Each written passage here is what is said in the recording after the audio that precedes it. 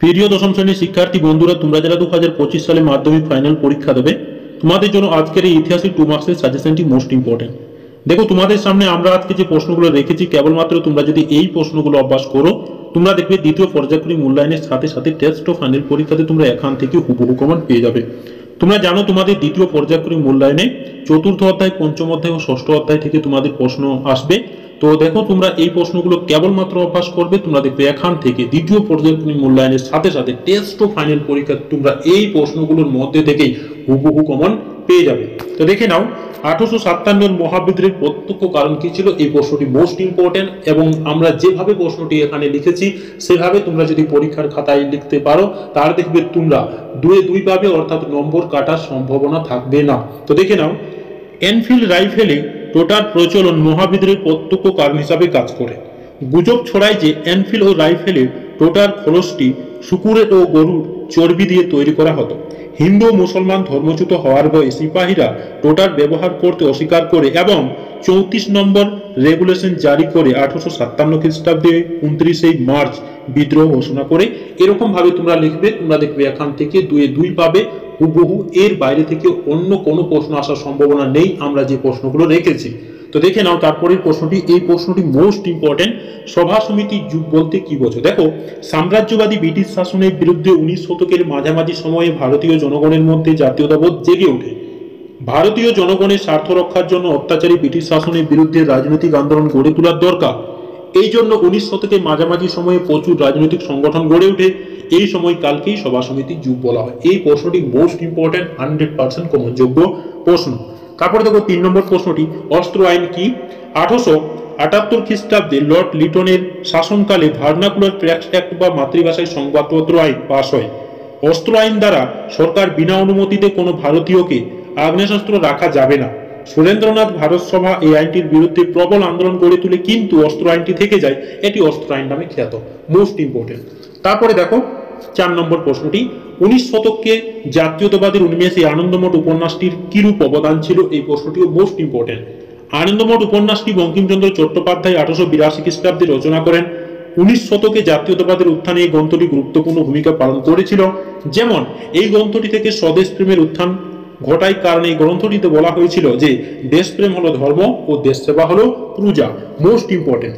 তারপরে দেখো, এই উপন্যাসে জন্মভূমিতে মাতৃরূপে কল্পনা করে রচিত বন্দে মাতরম সঙ্গীতটি পরাধীন ভারতে বিপ্লবী মন্ত্রে পরিণত হয়েছিল। মোস্ট ইম্পর্টেন্ট এই প্রশ্নটি। তারপরে দেখো 5 দাগের প্রশ্নটি, ল্যান্ড হোল্ডার সোসাইটি কি উদ্দেশ্যে প্রতিষ্ঠিত হয়?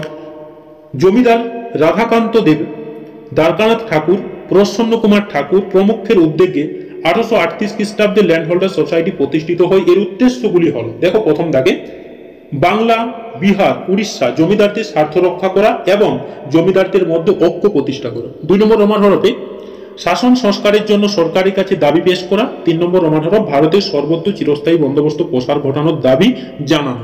মোস্ট ইম্পর্টেন্ট এই প্রশ্নটি। তারপরে দেখো 6 দাগে, 19 শতকে জাতীয়তাবাদের উন্মেষে ভারত মাতা চিত্রটি কিরূপ ভূমিকা ছিল? দেখো, হিন্দু ধর্মের দেবদেবী লক্ষ্মীর স্বরূপ অনুকরণে অবনীন্দ্রনাথ ঠাকুর ভারত মাতা চিত্রটি অঙ্কন করেন।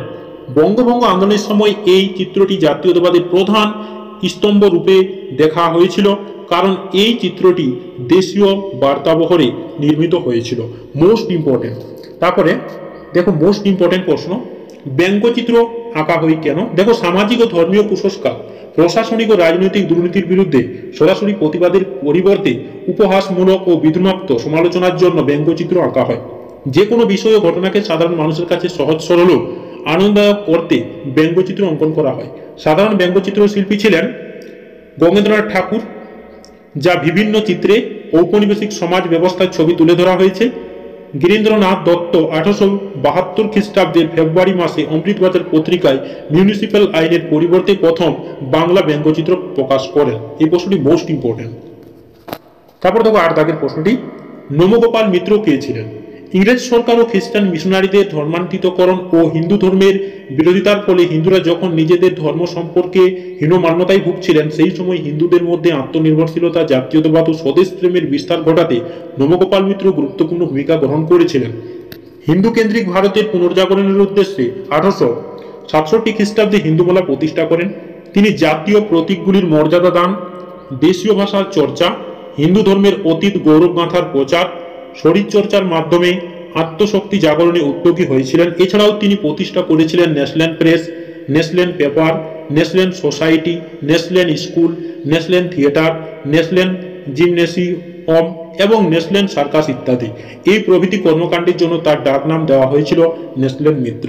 Most important.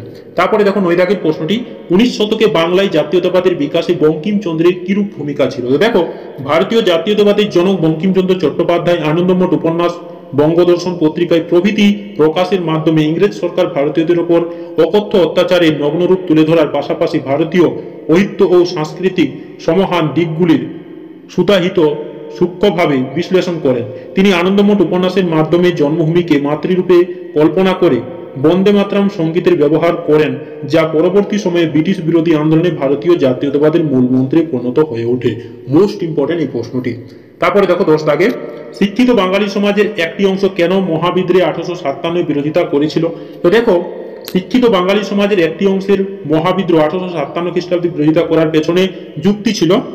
দেখো, শিক্ষিত বাঙালি মধ্যবিত্ত শ্রেণীর একটি অংশ মনে করেছিল যে বিদ্রোহীরা সফল হলে ভারতে মধ্যযুগীয় সামন্ততান্ত্রিক শাসন ব্যবস্থা পুনঃপ্রতিষ্ঠা হবে এবং ইংরেজরা যে সুশাসন প্রতিষ্ঠা করতে শুরু করেছিল তা ব্যাহত হবে। শিক্ষিত বাঙালি সমাজের একটি অংশ ইংরেজ সরকারের অধীনে কর্মরত ছিল।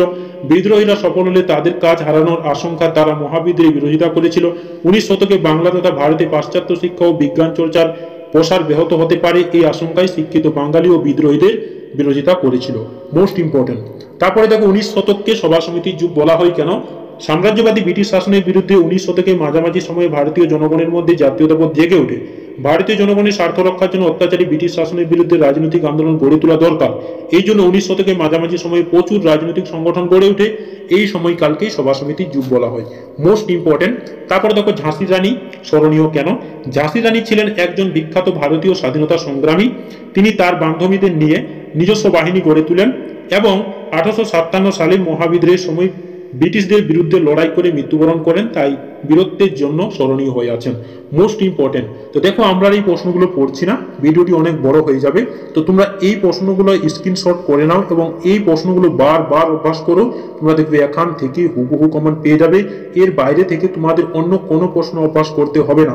তো দেখে নাও তোমরা এই প্রশ্নগুলো। দেখো, এই প্রশ্নগুলো তোমরা কেবলমাত্র অভ্যাস করবে, তোমরা দেখবে দ্বিতীয় পর্যায়ক্রমিক মূল্যায়নে হুবহু কমন পেয়ে যাবে 2 মার্কস থেকে। এবং এই প্রশ্নগুলো তোমাদের টেস্ট ও ফাইনাল পরীক্ষার জন্য ভীষণভাবে গুরুত্বপূর্ণ। তোমরা এই ভিডিওটি তোমাদের বন্ধু বান্ধবদের কাছে শেয়ার করে দাও, যাতে তারাও এই সুযোগ সুবিধাটা পেতে পারে। তো দেখো, তোমরা এই প্রশ্নগুলো খুব সুন্দরভাবে অভ্যাস করবে, তোমরা দেখবে এখান থেকে হুবহু কমন পেয়ে যাবে। এর বাইরে থেকে তোমাদের অন্য কোনো প্রশ্ন পড়ার দরকার লাগবে না। তো দেখে নাও তোমরা এই প্রশ্নগুলো। তো দেখো, তোমাদের এই প্রশ্নগুলোই ছিল এবং তোমাদের যদি ভিডিওটি ভালো লেগে থাকে তাহলে চ্যানেলটাকে নিশ্চয়ই সাবস্ক্রাইব করে দেবে এবং লাইক করতে নিশ্চয়ই ভুলবে না। ধন্যবাদ।